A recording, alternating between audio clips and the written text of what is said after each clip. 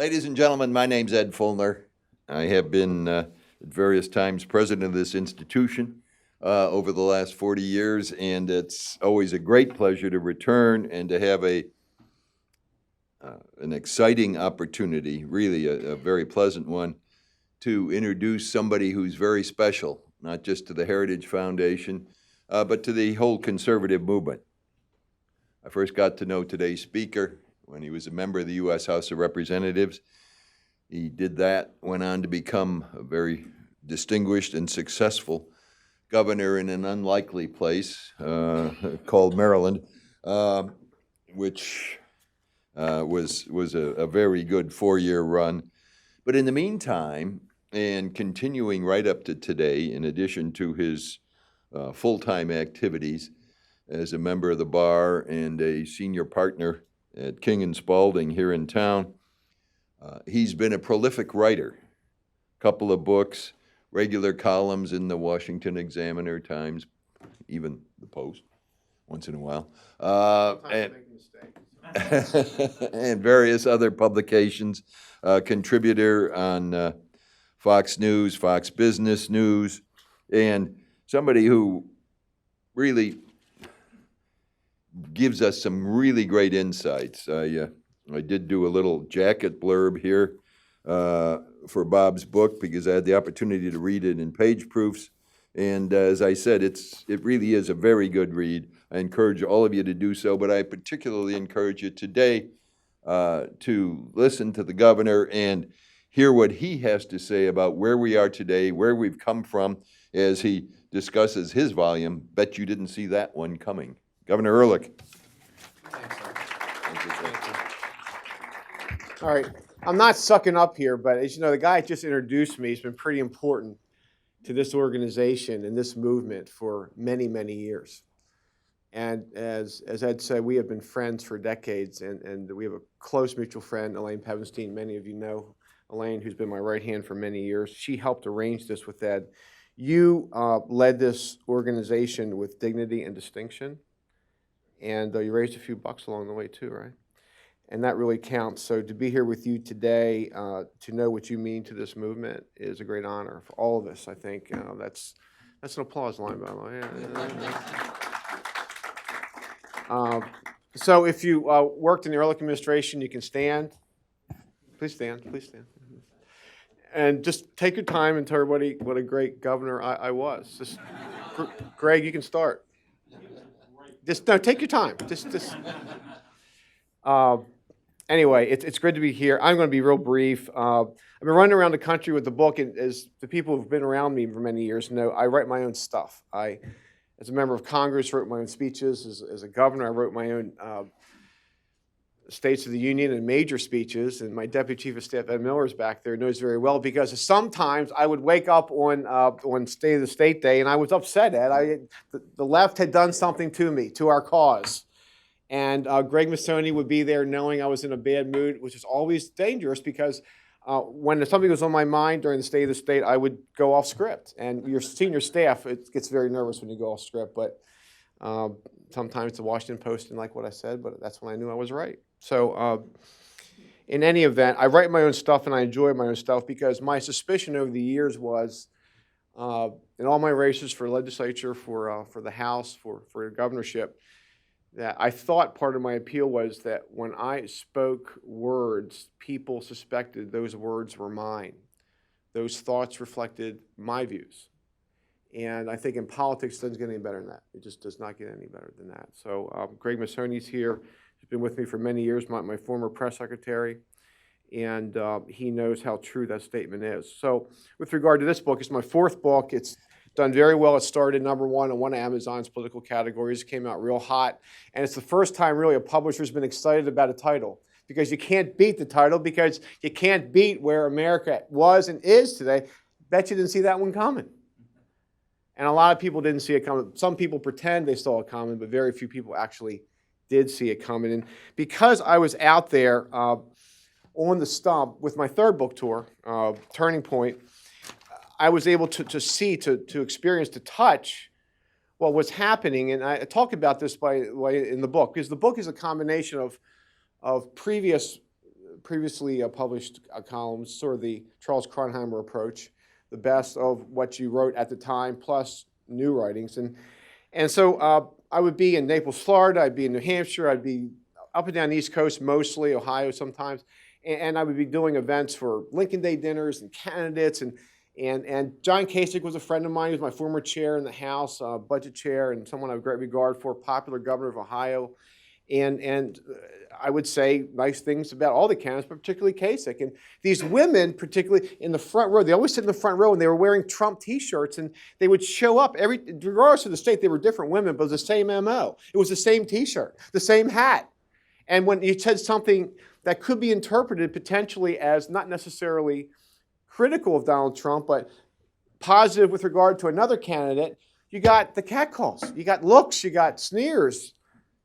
I got booed. Yeah. And so I would go back to my law firm, King & Spalding, one of the best law firms in the world, one of the largest, one of the most successful. And as many of you know, some of you know me very well, I do not drink. I've never drank and never felt the need to drink. And I would go back on Mondays and report to my colleagues that there's something happening out there. I'm touching, I'm seeing, I'm feeling it. And it's Trump. And I know my buddies really thought I'd started to drink. And they were talking about me, right, Greg? They were talking about me, right? Yeah, thanks. Now you tell me. And so the reaction I got in those meetings is the same reaction you see play out on a daily basis today.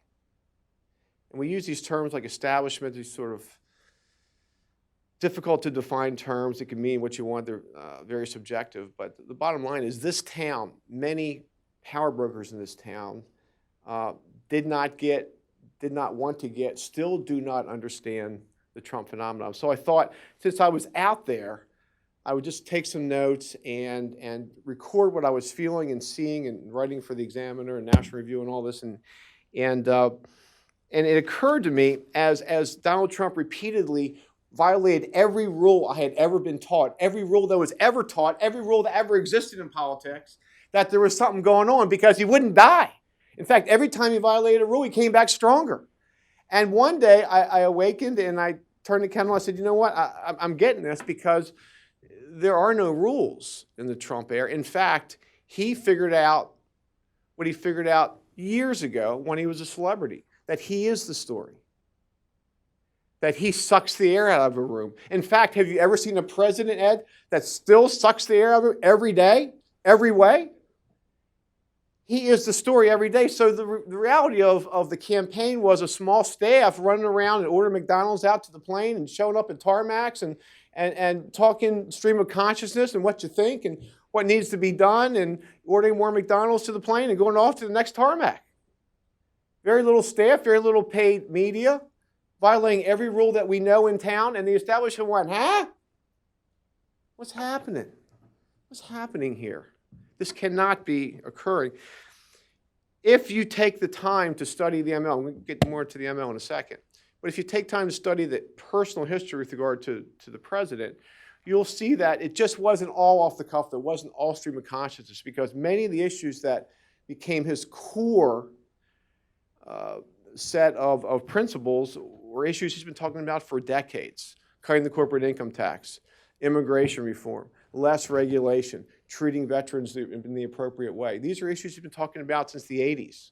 Of course, he was doing WWE once in a while and showing up at WrestleMania, and he was starting to do football league and all that sort of stuff. But in between, he was giving serious policy talks.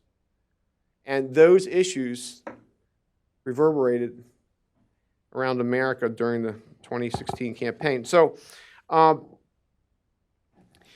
you had this phenomenon out there, and so he's doing his thing. And as we know, Hillary Clinton was doing her thing, which was no insults to millennials here. I love millennials. I'm raising one. He's a conservative. And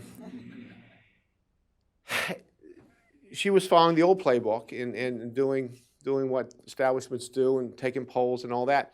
So I love to try to remind people with regard to, just to show you what different planes the two candidates were on. It was Trump being Trump, stream of consciousness, sucking the air out, doing his thing, doing his. By the way, when I heard the term populism in Trump, I sort of, my my liberal arts education goes haywire because I learned populism as a late 19th century agrarian anti-Wall Street bust the trust movement. That's not Donald Trump. He is the trust. He is Wall Street. So whenever we use the term populism, I think we have to be very, it's Trump era populism. It's Trump brand populism. It's borrowing some traditional populism, but giving it the Trump sort of color. So we have the Trump doing the Trump thing. We have Hillary doing the Hillary thing. And does anybody recall the headlines, the breathless headlines on CNN 2, 3, 4 weeks out from the election? Democrats are expanding the map. Tennessee, Alabama. We're in play, baby. We're looking at blue, and we're looking at lots of blue, and we're expanding the map because Donald Trump's going to lose double digits, and Nancy Pelosi is going to be Speaker. That's how far out of sync Democrats were during this campaign. And as we know now, famously in the books written post-election, that Bill Clinton was telling his wife, you need to get to Madison, Wisconsin. You need to get to Pittsburgh. As a Maryland governor, all Marylanders here are not shocked by this statement. We tend not to be terribly competitive during presidential election years. Trying to be diplomatic. So as a member of the legislature, as a member of Congress, as governor, and by the way, not just me, but any Republican leader in Maryland, we tend to spend our time in southern Pennsylvania during presidential election years. And in the last campaign with Mitt Romney, Rudy Giuliani and I were on the same team, and we spent a couple weekends late in the campaign just running through all the coal towns, and we would draw pretty good crowds, and the race was getting tighter, and we would come back and see the people were enthusiastic, and it was Romney. We had a chance to win, take that blue wall down, and we were excited about it, and election day came, and boom, we were short every time since '88 in Pennsylvania. We just couldn't get it done. And here we have a celebrity, casino owner, former Democrat, wrote lots of checks to Democrats, Mar-a-Lago. He marries America's working class overnight. Suburban Pittsburgh sprouts thousands of Trump signs. And the establishment's saying, what? Explain this, Ed. Yeah, and you shook your head. and the establishment shook its collective head. And so one thing, many of you know me, I'm a big Churchill file, and there's a lot of Churchill files. The American right loves Churchill, but one of my favorite Churchillisms is, if you want to make progress, you can't stop and throw stones at every dog that barks.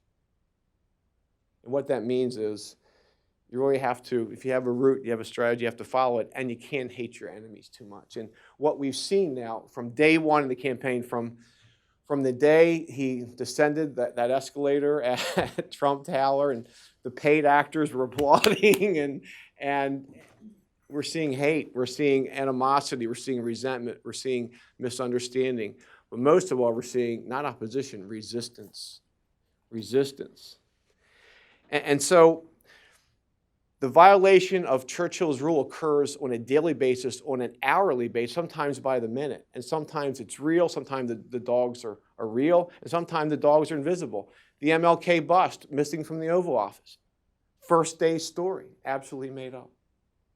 Absolutely made up. Mike Pence's religion, and Jeff Sessions, and the attacks on the Electoral College, and Melania's heels, and psych evaluations, and physical fitness tests, and it's just relentless. It's relentless. And every time a stone is thrown at a dog, either visible or invisible, America, between the coasts, flyover America, whatever term you want to use, digs in a little deeper for Donald Trump. That reservoir is deeper today than it has been, and I talk about that during the course of the book. So 3 more points real quick. One is, and Ed and I were just talking about this, if you really want to study the president, and I'm not saying this applies to every issue every day, but he wrote a book called Art of the Deal. And if you read the book and you apply it to what you see today, it really makes sense. It is the art of the deal, particularly with respect to the core issues he cares about that define his philosophical orientation, his approach. And so just a couple, the automobile manufacturers during the campaign, beat up, degraded, factories to Mexico, loss of American jobs. What happened next? Every new factory announcement, we're going to build a factory in the United States. What happens? The president says, I love the automobile manufacturers. I'm going to give you CAFE relief. Congratulations. Lockheed, F-35. Too expensive. Degraded. Blasted. Criticized. Lockheed. What happened next? F-35, the price was cut. What happened next? We love Lockheed. We love Lockheed. They're a critical part of our defense infrastructure. What happened next? The new Air Force One, cost too high, Boeing. Boeing got crashed by the president, absolutely trashed. Price was cut. What happened next? We love Boeing. They are so important to this economy. What happened next? NATO, deadbeat members. This guy questioned the relevance of Article 5.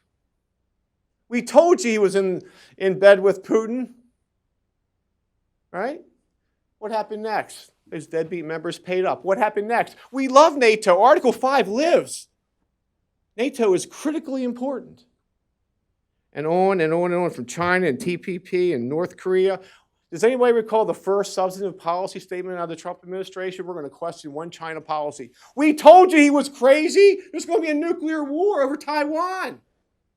He got President Xi's attention real fast, didn't he? What did he want?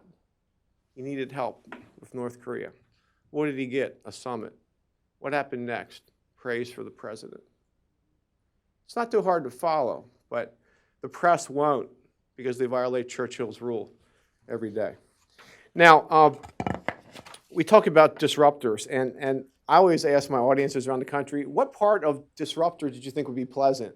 What part of that word, a disruptor, comes, and what do establishments like? What do establishments appreciate? What do they live on? They live on the status quo. They feed on the status quo. They have to have the status quo. They do anything to defeat disruptors. When a disruptor comes around, what do? They try to take he or she down. So it's very expected behavior. But disruptors challenge assumptions, and establishments hate that.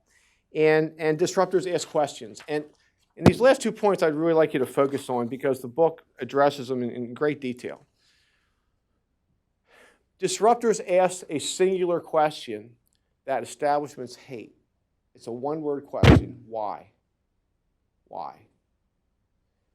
And by the way, sometimes the whys are really unpleasant, even for those of us in this room. Why Iraq? Why Iraq?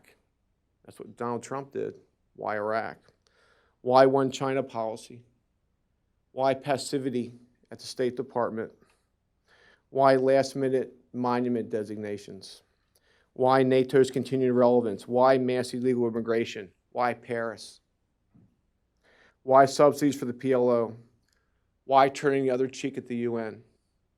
Why kneeling NFL players? Why so much PC on campus? Why nuns forced to pay for birth control? Why 1.5% growth as a new normal? Then he asks, why not? Same vein. Why not move our embassy to Jerusalem? Why not energy independence? Why not due process under Title IX? Why not a military parade? Why not Merry Christmas? Why not count everybody in the census? Why not religious liberty? Why not a better Iranian deal? Why not enforce our immigration laws? Why not? And so the book memorializes these challenges, and it compares this Trump MO, this Trump approach to the last year of the Obama administration. And if you really want a sort of a subtitle for the book, it's "You Didn't Build That" meets "Damn straight we built that." And we're proud of it. And wealth is good. And success is something we need to teach our kids. And American exceptionalism is real. And so as I run around the country and finish, this is sort of the big finish, and it's been quite popular. There's so much every day that hits you. There's so much. He sucks the air out of the room. The establishment reacts. There's a new expose. If you watch CNN or MSNBC, one minute and turn on Fox the next. It's like we live in parallel universes. There's literally there's nothing in common, right? There's literally nothing in common, and it can be very confusing. So as a public service, I will not charge you for this. I have put together 90 seconds worth of where we were and where we are, how the Trump era has changed the rules of the road, the rules of the game, if you will. So just take a listen real quick. On regulation, we've gone from preemption to the Congressional Review Act. On Israel, we've gone from Tel Aviv to Jerusalem, from Abbas to Bibi. On the PLO, we've gone from subsidies to brackets. On judges, we've gone from Garland to Gorsuch. On the tax code, we've gone from Kentians to Kemp. On immigration, we've gone from sanctuary cities to the rule of law. On Iran, we've gone from nuclear indulgence to a Sunni coalition. On ISIS, we've gone from a caliphate to caves. On Ukraine, we've gone from passivity to lethal weapons. On the environment, we've gone from Paris to Anwar. On North Korea, we've gone from the sidelines to a summit. On America's image, we've gone from imperialism to exceptionalism. On education, we've gone from the NEA to choice. On the internet, we've gone from net neutrality to freedom. On labor, we've gone from trial lawyers to the Chamber of Commerce. On Title IX, we've gone from presumed guilty to due process. On the census, we've gone from don't ask, don't tell to ask and tell. On voter ID, we've gone from a mailing address to photo identification. On growth, we've gone from 1.2% to 3%. On the Dow, we've gone from 19,000 to 25,000. In 90 seconds, in a year and a half, I would argue, Ed, that's why heritage exists, what I just said. It's not stormy. Let that sink in for a second. It's not throwing rocks at invisible dogs. It's not placating the establishment. It's breaking eggs. It's breaking glass. It ain't fun, and sometimes it's difficult to watch, but it's real substance, and it's real progress. It's memorialized in this book, so I hope you all enjoy it. Thanks for coming out today.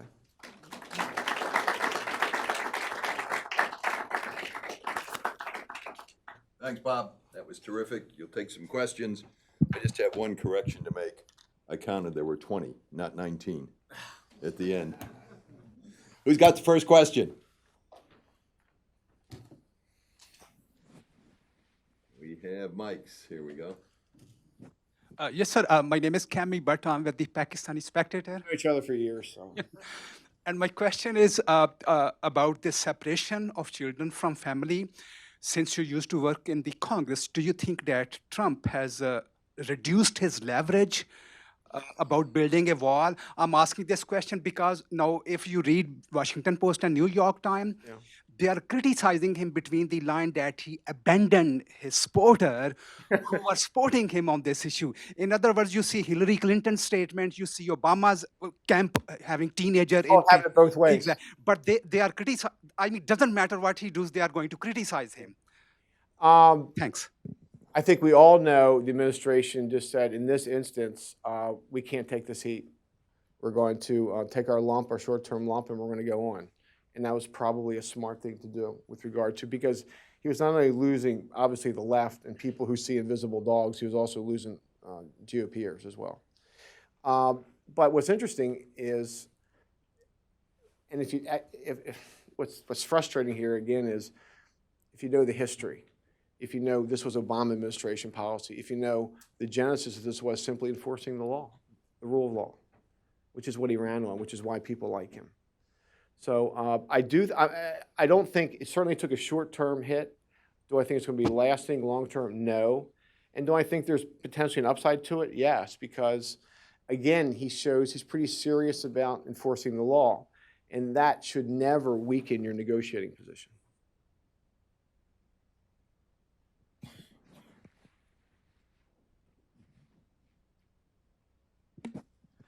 Governor, on culture war questions, given the connection between Trump's success and his style, to what extent do you think his victories are permanent or transferable?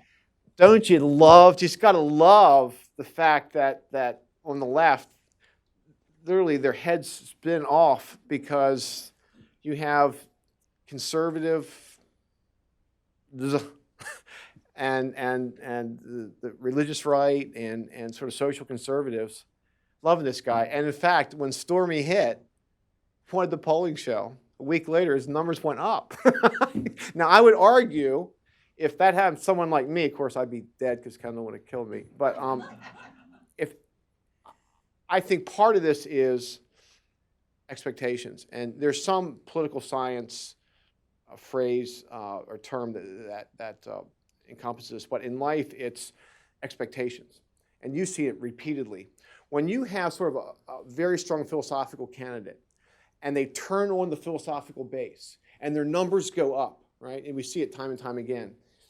And there's a lot of support for that philosophy. Then what happens? Life happens, the candidate wins. And that means as your governor or your member of Congress, you compromise, sometimes you cut deals, sometimes you don't have the votes to get what you want to do. But you disappoint the zealots, you disappoint the philosophical purists. What happens? Your numbers go down fast because your expectations were here and your performance was here.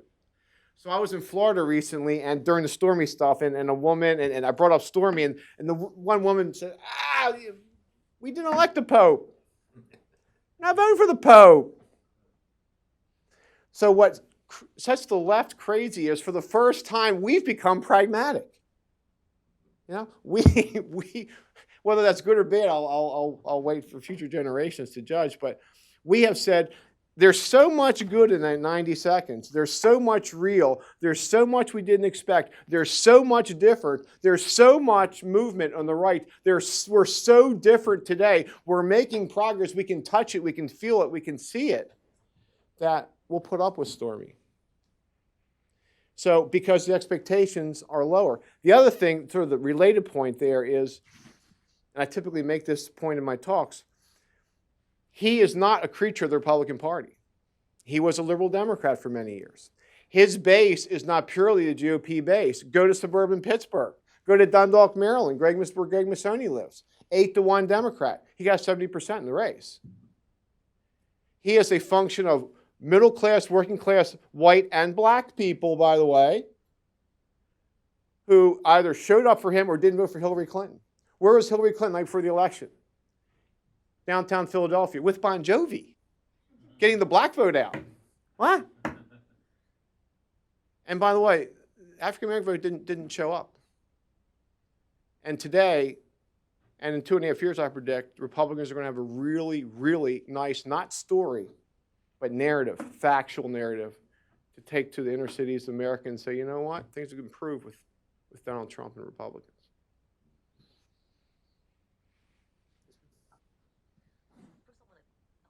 Thank you.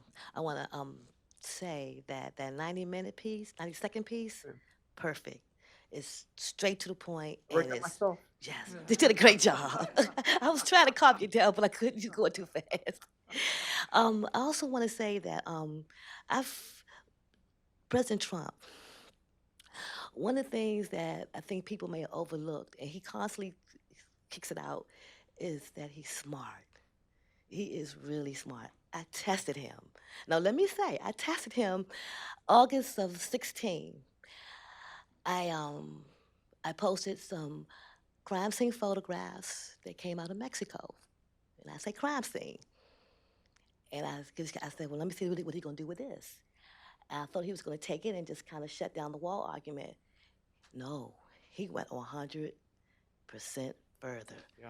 He took a trip to Mexico. He used that to bargain a diplomacy trip for a candidate.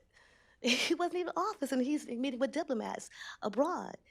And that right there showed me that he's extremely smart. And there was another instance that I calculated his smartness.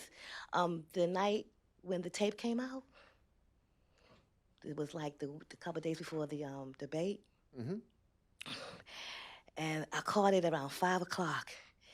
And I said, Mr. Trump, to myself, please don't say anything until I tweet. And so, let me tweet first. And so I came up with a strategy. Back in September, he had went to a church in Detroit with Bishop Yeah, Wayne Jackson. yeah. And Bishop Jackson had draped him with a Jewish cloth. And I said, okay, if he did that, then he's anointed. So about 9 o'clock that evening, I tweeted, "Oh, happy day. Jesus washed his sins away." And I put a picture of him being draped. And then by 12 o'clock, I watched the news, and Liberty University president came on. He says, "We are not trying to elect a church, a We're not Sunday electing school the Pope. teacher." Yeah. You've raised, thank you, first of all. Let me make 5 points real quick. One, you heard my previous story. We're not electing the Pope. We get that, which is interesting for our party. Secondly, people come up to me all the time, and I know you as well. And before they finish their sentence, I finish it for them. It's, can you tell them, first of all, I know who him is. And I know the rest of the sentence, which is going to be, stop the tweets. And I stop them halfway. Can you tell him? I say, no, I can't, because then you're asking him not to be him. And by the way, he likes being him. So not going to happen. Third, my best friend in Congress was Sonny Bono. We became very great friends. I'm not a big Cher fan, but I love Sonny. And we sat together in banking when I was a freshman. Didn't know him, obviously. And we just became fast friends. And he was dumb, too. Right? He was really dumb. He had top 10 songs he wrote. He had the #1 TV show in America for many years that he produced, wrote. He was the brains. He was a very successful entrepreneur, very successful politician, but he was dumb. Ronald Reagan was dumb. Fell asleep, nap time. He was dumb. You know, we're dumb on our side. And by the way, they like to repeat that. And I love the fact they think that. They think you're dumb. They think Heritage is dumb. They don't get it. And then my other observation is this, or two more. My fourth observation is, we got to know the president when we negotiated to bring Miss USA to Baltimore. I was governor. And so we've gotten to know him over the years. We've been with him in private settings. And when you're with him in a private setting, he's almost quiet. He's almost shy. And I'm very serious about this, and you know this. What he does, though, is he consumes information. He listens. He absolutely consumes what you say, right? And then my fifth observation is go watch the speech to the Poles after the G20 last year. And you tell me he's dumb. That was probably the best speech I've seen from an American president in many years. So anyway, now he's not intellectual. Doesn't pretend to be, doesn't want to be. And sometimes that hurts. But dumb, no. You're right. I agree.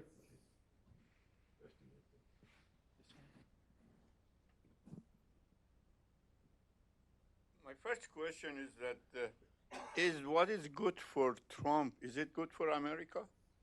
And the other issue is that moving the embassy to Jerusalem, was it a good idea?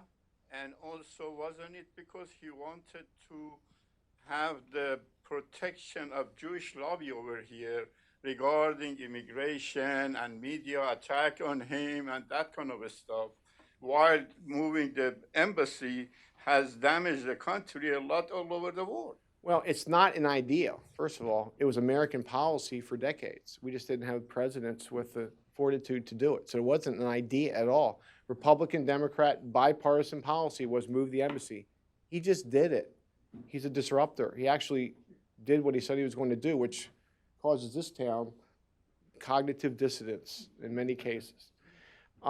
Secondly, I guess the premise of your question, or the denominator, is did he do it to placate Jewish voters? And quite frankly, from what I've seen, Jewish voters who opposed him still oppose him, and Jewish voters who support him still support him. So if there was some great political calculus here, it's lost on me. And the first question is, what's good? I mean, the president's not perfect. He's not always right. My wife tells me I'm not always right. She tells me that every day. And almost, and she is right, and clearly mistakes are made. We're humans, and the presidency is a human construct. But with regard to changing the direction of the country, there's 90 seconds. Changing the direction of the country in accordance with ways that this organization stands for, this is Reagan-esque.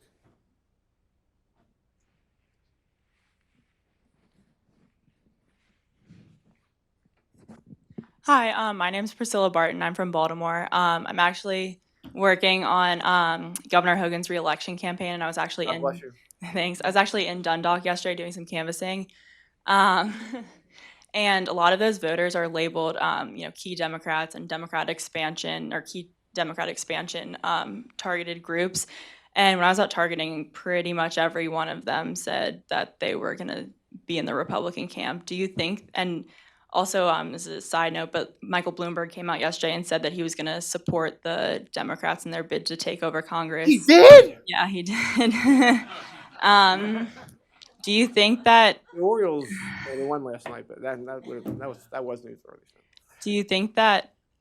I mean, he's a different type of elite, and that he's not a true politician. But do you think that? He's a wannabe. Do you think that the political elites have truly realized that they're seeing a different reality than what the American people are seeing? That's what's so cool about it. No, when you keep throwing stones at invisible dogs, you're not dealing with reality. This is not an opposition. This is a resistance. This is something we haven't seen before. This is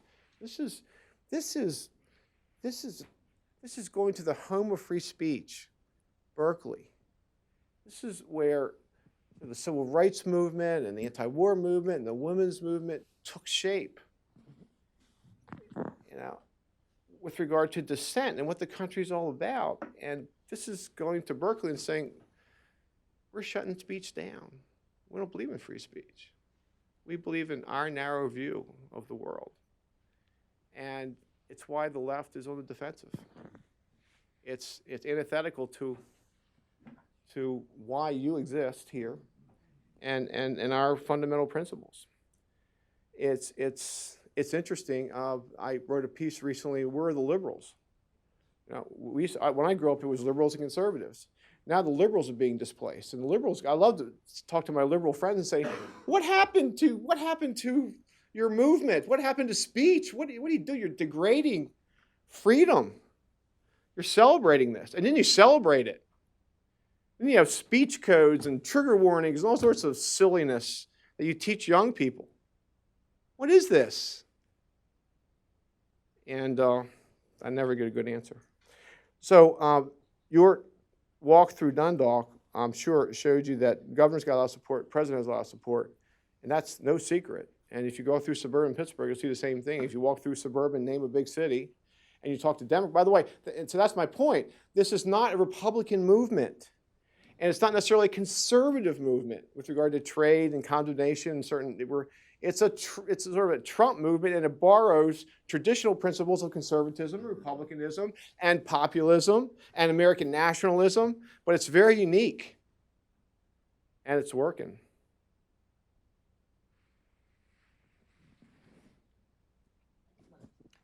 All right, let me ask for a prediction. So let's say that Trump. Time. Yeah, Trump is reelected in 2020, makes it to 2024.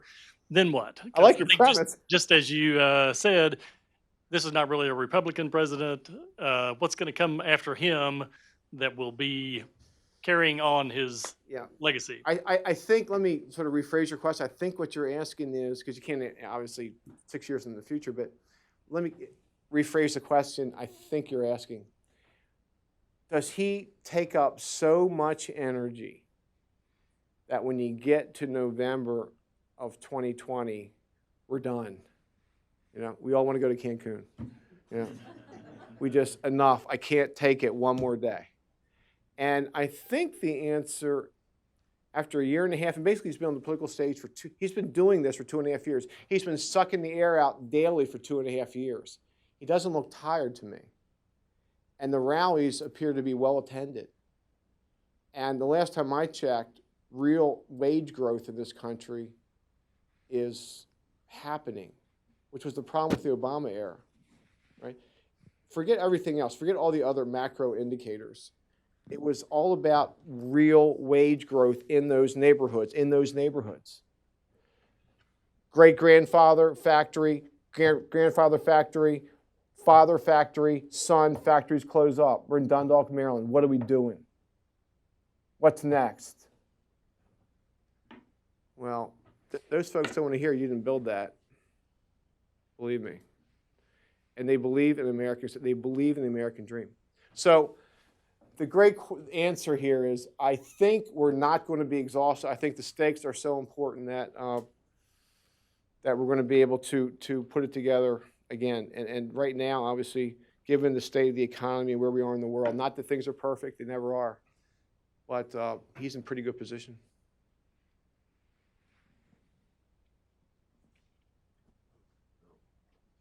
Okay. Sorry. Oh, so I think what I understood is just after 2024, if Trump wins re-election, is the Trump movement sustainable without A successor. Oh, okay, was that your? I'm sorry. Not a lot of sleep. I don't know. I'm not sure you can replicate this. I'm not sure you can replicate. And by the way, if you try, you'll be seen as a phony. And the reason, I guess the left hates him because they think he's a phony. But if you follow him over the years, it hasn't changed very much. It really hasn't. Sometimes it's stream of consciousness. Sometimes it's a factual misstatement. And sometimes just, but if you take a look at the speeches from 30 years ago, the love of America, the caring for our veterans, the importance of the economy and tax cuts and deregulation, the importance of having a country where sovereignty means something, where the country means something, that's pretty consistent. So, but as far as successor, I would guess no.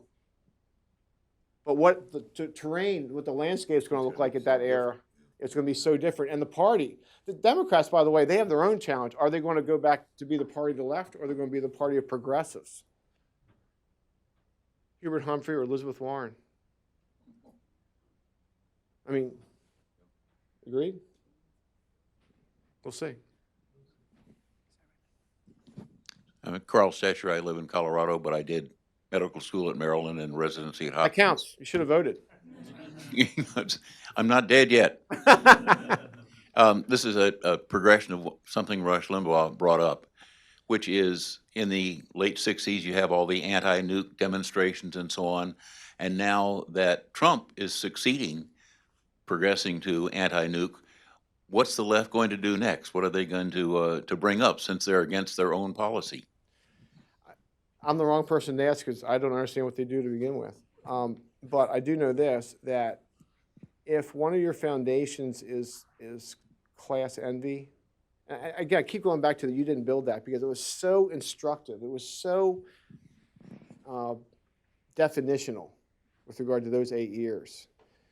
And what that really meant was, in my view, was you need government.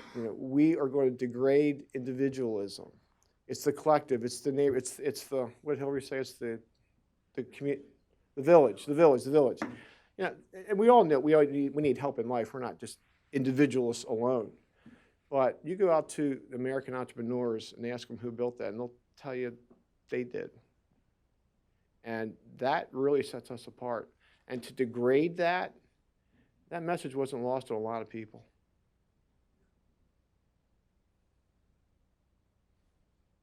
Have I defeated you? One more, I think we have. Okay, one more. Last question. Governor, Sir. I was thrilled to be able to vote for you when you ran for office, Did and you only vote once? I voted as many times as I could. That's off the record. From the neighbors. All right. What I'd like to hear from you, is there a chance that you could give Republican Governor Hogan a call and Republican President Trump a call, and maybe the leaders in the two houses, and see if you can end taxation without representation in DC DC. by seating essentially every voter there. So then they would have access to the two senators in the House and everything they have ever dreamed of. There have been compromises offered. My friend Tom Davis offered a compromise years ago, as you know, but the compromises have gone nowhere. But it's a worthy conversation. Thank you all very much for having me.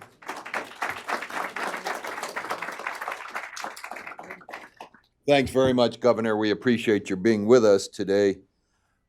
And copies of the book are available outside. And we thank you particularly for your kind remarks about heritage.